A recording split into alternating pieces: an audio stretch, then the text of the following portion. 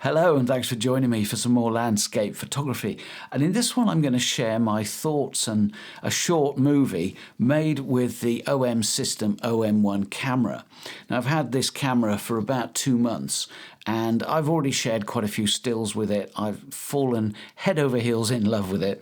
But in the past, I haven't used my main cameras for video work very much. The reason being that I've found them quite difficult to work with to get smooth B-roll footage. And very often when I'm doing a piece to camera, I want this in the shot anyway. So I've carried a separate video camera, for the most part one of these Osmo Pockets or this Pocket 2, which has been with me for probably about 12 months. And they're not bad, but the dynamic range is terrible. And I do like to grade my footage, so even though I shoot in a flat profile on this, it still clips terribly, and sometimes grading it is impossible.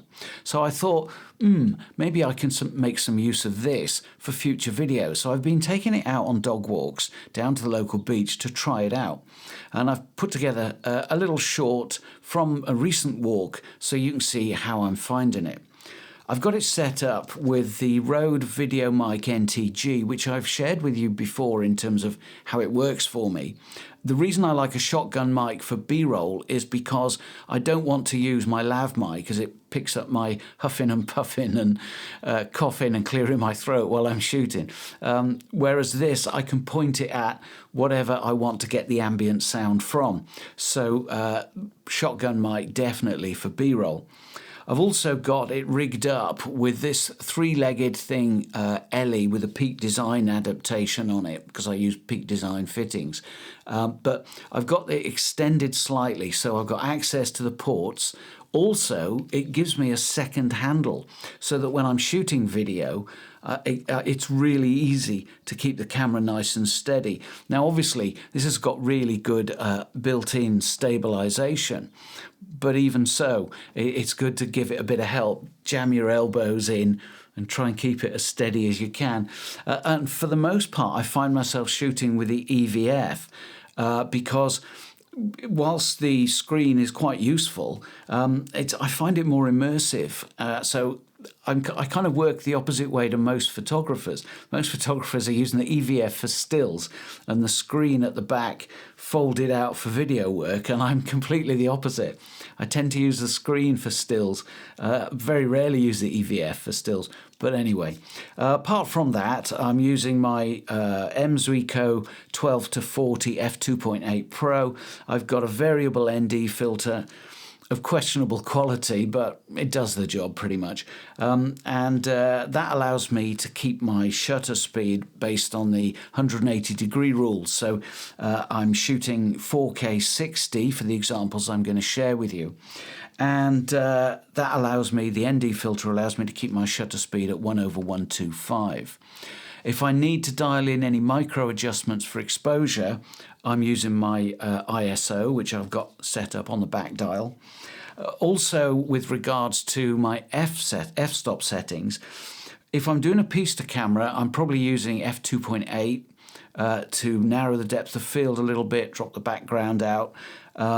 Doesn't work too well on a wide angle, but when you start to zoom in a bit, you can really soften the background quite nicely. The continuous autofocus on this, the face recognition, is absolutely superb, so no worries about staying in focus when I'm standing in front of the camera.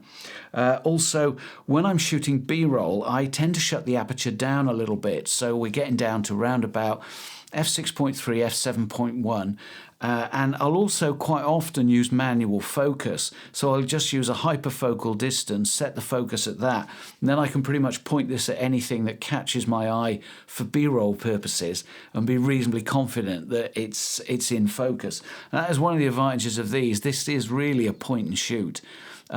I shoot manually from the standpoint of exposure with this sort of thing, which I probably won't use much in future, truth be told. But the autofocus is pretty good, and I never really think much about focusing at all with that. Going forwards, the likelihood is that most of the B-roll you're going to see on my channel will be shot with this, because grading the footage off of this is a joy. It's so flexible, I can have some fun with it. And you'll see from the results I'm about to share with you that it's pretty good, and just walking along with it like this. And of course, I can still pop it up and take a still anytime I want. So when I'm hiking and it's clipped to my backpack's shoulder strap, you know, it gets unclicked, shoot a bit of B-roll, take some stills, happy days. Where I'm doing an explainer where I've got a second camera locked off on a tripod and I'm explaining a shot, and this is on a tripod and set up for stills, I'll probably just use my little iPhone 13 mini, because the dynamic range on this is far better than the DJI. And since it's going to be locked off on a tripod and I'm carrying it anyway, why not? Anyway, that's enough blurb. I hope you enjoy this. It's only a short one, but here we are going for a walk with Winnie the Pooch on the beach.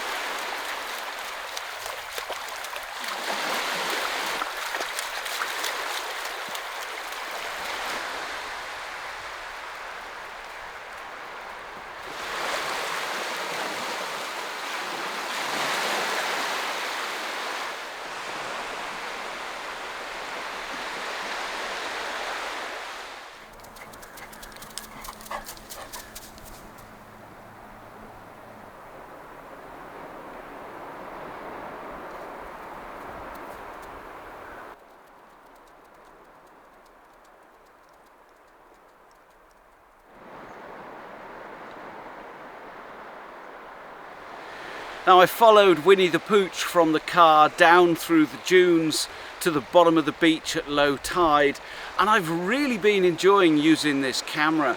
It's not the first time I've brought it with me, but it's the first time I'm sharing it with you. And that's because I wanted to get across how flexible it is to use for video work. In the past, I've tried to use my main camera for shooting B-roll and haven't really had a lot of success with it. Some of my earlier videos do have footage from my EM-1 Mark II and also from my EM-5 Mark III.